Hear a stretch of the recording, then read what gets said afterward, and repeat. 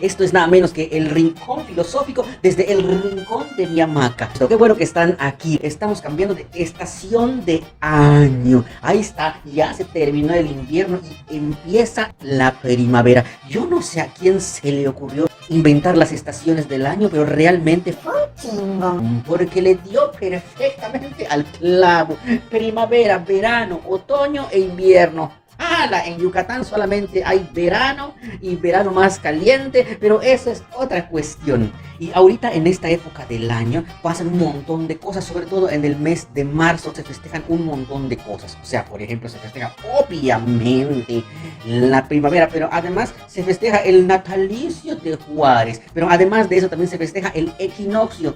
El equinoccio no se festeja, el equinoccio tiene lugar allá en Chichén Itzá porque es el solsticio de primavera y es cuando baja Kukulcán, ve la porquería de mundo que estamos dejando y ¡hala! Se vuelve a ir. Un hecho histórico de trascendencia es algo que sucedió exactamente el día 18 de marzo del año de 1938. ¿Y qué sucedió ese año? Pues la expropiación petrolera, que agarró Lázaro Cárdenas y dijo así: ¡Yala, capaz! ¿Saben qué? Vamos a expropiar el petróleo, de acuerdo a una ley que yo mismo hice junto con mis demás seguidores, mi secto de gente que me aconseja qué hacer, que se llama la Ley de Expropiación del año 1936. Y les explico rápidamente por qué sucedió esto. Resulta ser que en los años 1800 y algo, cuando don Maximiliano de Habsburgo estaba aquí en México, si bien este señor hacía cosas buenas por el pueblo, también hacía cosas medio raras, o simplemente que por ignorancia pues las hacía y ya ni modo, y una de ellas fue otorgar concesiones a las compañías petroleras del extranjero, de Holanda, de Inglaterra, de Estados Unidos, y les dio así, les dijeron así: pues exploten el petróleo, ahí está aquí el petróleo, véanlo, hay allá en Tabasco, en donde se excavó uno de los primeros pozos, hay allá en el norte del país, hay allá en Campeche, háganlo, ahí está, vengan aquí, así ustedes mientras sacan petróleo y lo llevan a sus países, pues a nosotros también nos dejan riqueza, cosa que no fue así porque el impuesto que cobraban era mínimo, y las compañías se aprovechaban de eso. Pero bueno, pasó el tiempo y así como que todos se hicieron como que de la vista gorda. Luego vino don Porfirio Díaz, que amaba a México con toda su alma y todo su ser, pero también no estaba libre de cometer errores garrafales como agarrar y dar más concesiones a más gente para que venga aquí a seguir explotando nuestro petróleo. Luego pasó el tiempo y la gente se empezó a dar cuenta de eso. Ve eso, estos están llevando nuestro petróleo.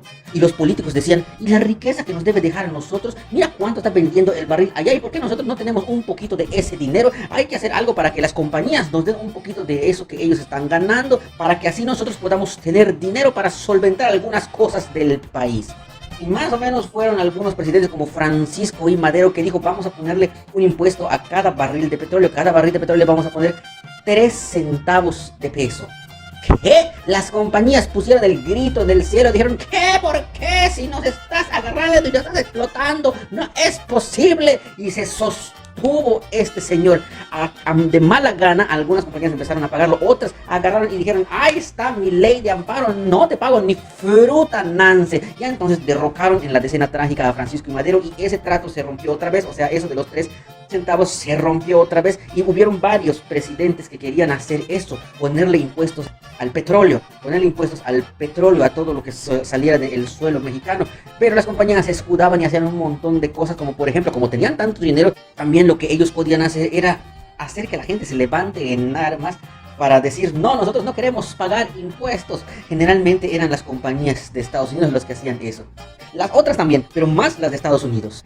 Llegó Huerta y Huerta dijo: no querías pagar 3 centavos, pues ahora vas a pagar los 65 centavos que deben de ser. Y tampoco lo quisieron y también se ampararon y pasó el tiempo. Y había un montón de desigualdades, como por ejemplo esta de que los empleados mexicanos que trabajaban en petróleo simplemente estaban en muy malas condiciones y sus condiciones de trabajo también eran pésimas, mientras que los extranjeros que trabajaban en el petróleo vivían en lugares buenos, climatizados, etcétera, y no vivían así como a la intemperie.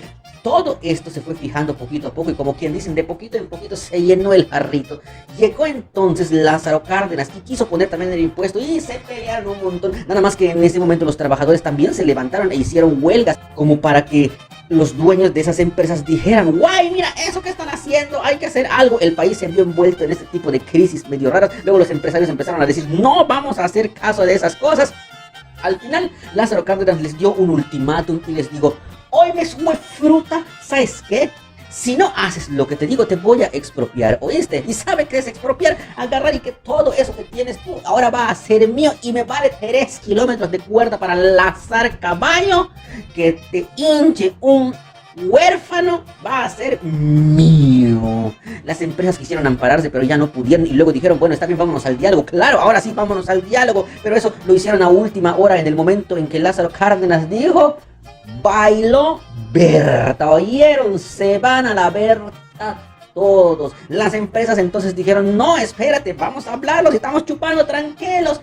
Pues ma y ma es ma. Y las empresas tuvieron que irse, dejaron al país muy mal, por cierto, porque lo dejaron sumir en una crisis. En la ley se contemplaba de que todas las empresas que se fueran, lo que iba a pasar es que a 10 años se les iba a pagar lo que ellos habían trabajado o la infraestructura que habían dejado.